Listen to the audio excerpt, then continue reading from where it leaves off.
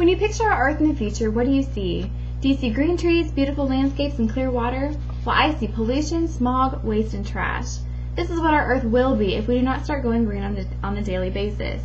Our Earth is in need of a healthy change, and together I believe we can achieve this.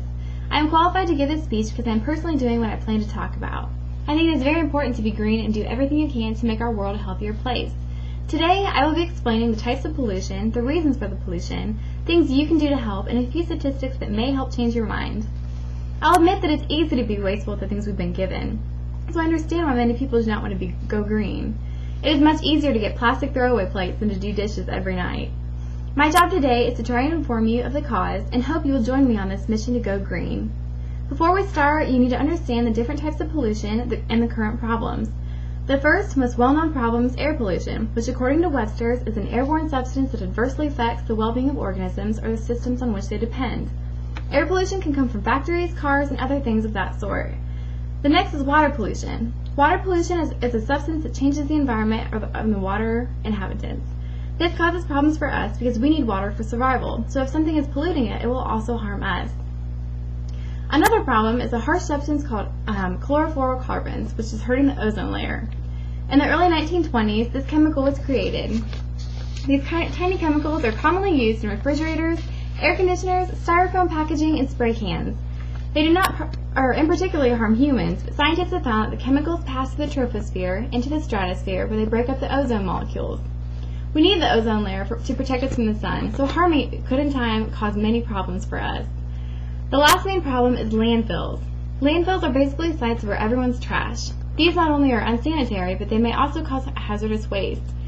The problem with landfills is that there's always more waste coming in, but the land itself is only so big. From 1960 to present, the amount of waste in these fills went from 88 million tons to 231 tons. Just think how much we will have in the next 60 years. Now that I've explained the problems, I'll show you a few ways that you can help the environment. The following are a few easy steps from sbincanada.com that you can do if you own a business or are even working for a business. 1. You can turn off the equipment every night. 2. Encourage communication by email. Reduce fax-related paper waste. Produce double-sided documents. Do not leave taps dripping. Find a supplier of paper with maximum available recycled content. Choose suppliers who will take back packaging for reuse. Instigate an ongoing search for greener products and services in your local community. And before purchasing new things, see if there's existing furniture you can refurbish. Now, there's other ways that you can do on a daily basis if you do not own a business or work for a business. Some of these things can include recycling all things possible, for example, your papers and plastics. Use green products, such as the new natural bathroom cleaner that you see on TV.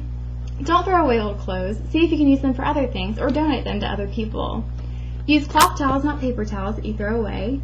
Use glass plates which are reusable, not paper ones that you throw away. Buy organic foods, never microwave plastic. Buy products with natural fibers, for example cotton, and avoid perfume and cologne with added fragrances. I know it's hard to trust someone's ideas right off the bat, so I found some statistics from thinkquest.com that may help you understand and understand why we need everyone's help. Some of these include recycling the Sunday paper of the Daily Times would save 75,000 trees. Did you know that Americans' refrigerators use about 7% of the nation's total electricity? By turning your heat down, Americans could save more than 500,000 barrels of oil each day. Once a S atom reaches the ozone layer, it can take over 100 years before it breaks up and becomes harmless. Each year, 1 million seabirds, 100 million marine mammals, and 50,000 seals are killed from a result of eating or being strangled by plastic. Each year, 40 million acres of tropical rainforest, an area larger than the state of California, are destroyed through logging and burning. If every American recycled just 1/10 of their newspapers, we would save about 25 million trees a year. Now that I've explained some of the problems, shown you a few things that you can do in your daily life, you are all set to go green. The world needs your help. This mission is not one I can do alone. Please join me in the cause to better our Earth. With everyone's help, I know we can achieve our goals and have a healthier place for our future generations to come. Just think about your children, your brothers, sisters, and your future extended family to come in the future. Don't you want them to enjoy the same things you do? Don't you want them to live in a clean, healthy environment?